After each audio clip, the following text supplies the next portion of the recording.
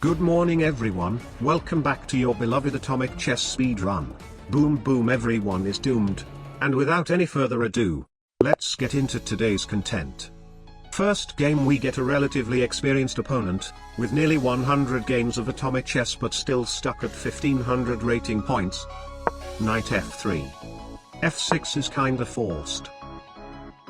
Knight c3. Aha. Last time I saw knight c3 I just went for c6 to keep it simple, but today we are playing against a hard stuck opponent. There is no need to keep it safe. Knight h6 best move. The downside of knight f3 first move is that it makes his f-pawn stuck on f2, which leaves it very vulnerable to attacks if he's not careful. Knight d5. Very aggressive. Knight takes e7 is exploding my king. I'll remove the explosion. Oh no, a ton of materials. Kaboom. That blunders a king. Knight g4. His king is trapped. Knight g1. Ha! Guess what? I don't even have to win right now because he actually still cannot save the king even for one more move. Never mind. Second game, let's go. Aha! Second game, we get a very experienced 2000 rated opponent with over 3000 atomic games played. What an absolute monster. d4. e5. Aha. So he obviously wants me to capture his pawn and then his d-pawn is totally unstoppable. e4 instead. d6. Not very aggressive.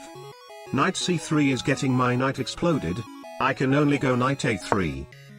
On second thought, maybe knight c3 isn't that bad, because after d takes e4 exploding my knight, there is queen d5, bishop e6, bishop g5, f6, bishop takes f6 exploding his bishop on e6, and then it is pretty difficult to defend his king from my queen.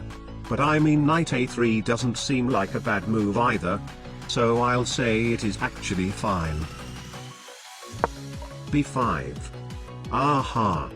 He is losing a lot of control over the light squares. I'll try to remove his light square bishop. Yes. Bishop c4.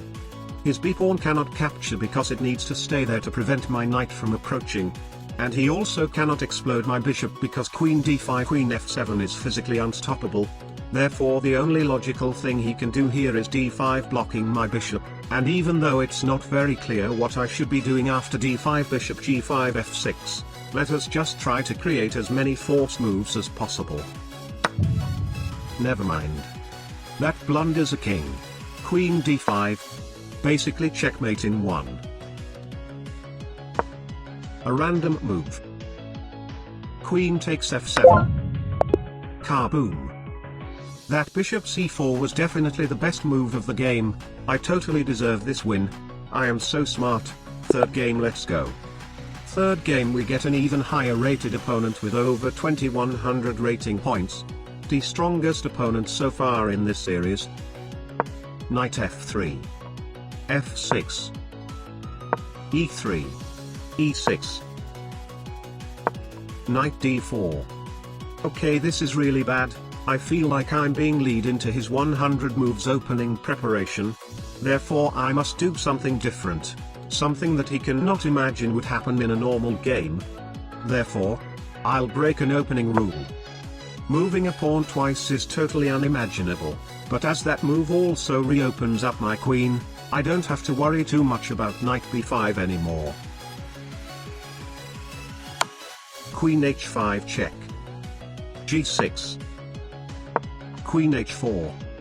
I have no other choice. Knight b5. Okay, now there are two ways for him to capture. I'll save the rook. Kaboom. Alright, the situation is quite simple. I'm down a piece and a pawn, but my pieces will have an easier time getting active. Knight f6. f3. Bishop d6. Threatening bishop takes h2, exploding the rook, and in case you haven't noticed, none of us has spent any significant amount of time yet. Bishop c4. He is suggesting a trade, And since I will technically be winning an exchange at the end, bishop takes h2. Bishop takes c6, rook c8, threatening to capture on c2, exploding 2 pieces. c4, d5. This guy doesn't fall for any trap. Castle. b3. He wants bishop b2, d4 blocking the bishop. Bishop b2 regardless. Rook e8. Putting 2 rooks on the 2 open files, there shouldn't be anything wrong with this. Knight a3. I really want to take this pawn, but even though this check looks very deadly, he actually has bishop e5 blocking the check and there is nothing I can do to remove that bishop. Random pawn push, let's go. c6. Have to take that. Knight c4. Rook b8. Threatening rook b3, exploding 2 pieces.